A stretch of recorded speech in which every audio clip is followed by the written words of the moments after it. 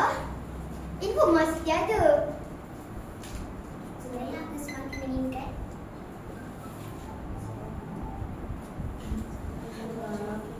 Dia boleh tersalah orang juga jika mau menangkap.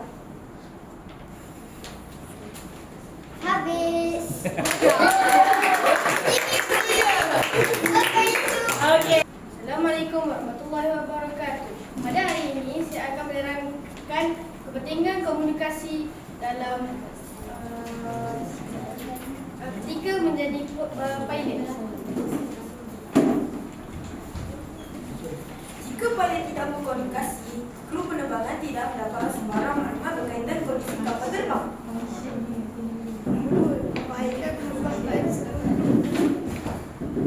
Perjalanan tidak akan berjaya lancar.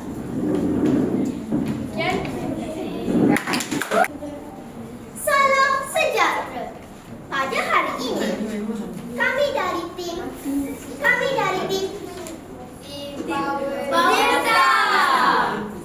Power Star. Kami ingin terangkan jika astronot tidak berkomunikasi. Yang pertama,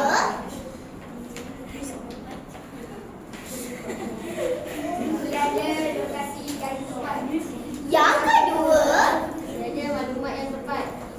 dan yang terakhir, Tiada orang yang tahu berkala oksigen mencukupi. itu sahaja daripada kami.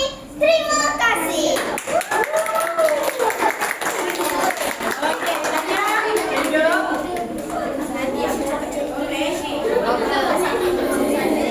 MISA.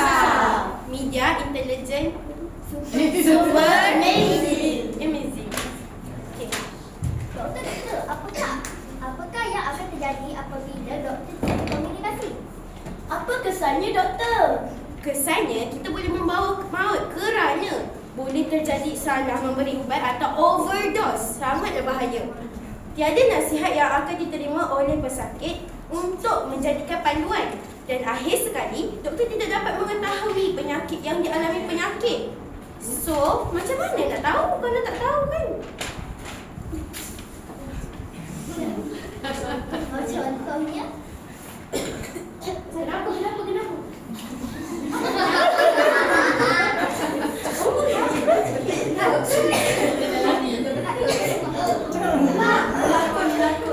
sekian daripada tim MISA. Sekian, terima kasih. Saya belajar banyak, bekerjasama, berani menghadapi cabaran. Okey. Menghadapi cabaran.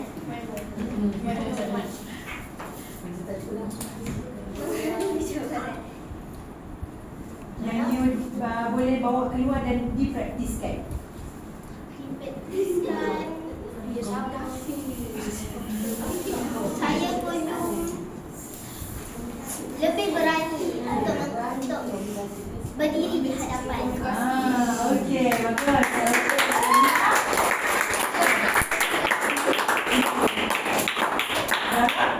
Saya belajar untuk jadi confident. Dan saya dah dapat tahu nak jadi wartawan ataupun pengacara ni bukan mudah. Dia ada banyak benda nak praktis. Masa dia yang pack nak untuk setiakan bahan. Saya dapat belajar untuk jadi seorang yang bekerjasama, yang prihatin dah dalam hati dia. Dia tak fikir pasal diri sendiri je, dia tak selfish. Okey. Tak sebab daripada awal tadi, okey, Akak Wati memang diorang sangat-sangat memberi. Okey, maksudnya dalam kita nak menerima ilmu, okey, dalam kita nak mencari sesuatu, jangan lupa untuk memberi. Memberi tu maksudnya bukan daripada sudut duit sahaja, tapi apa yang kita boleh contribute back kepada kawan-kawan kita sekeliling. Okey, so alhamdulillah, kita tanya Tifa, tanya Zara.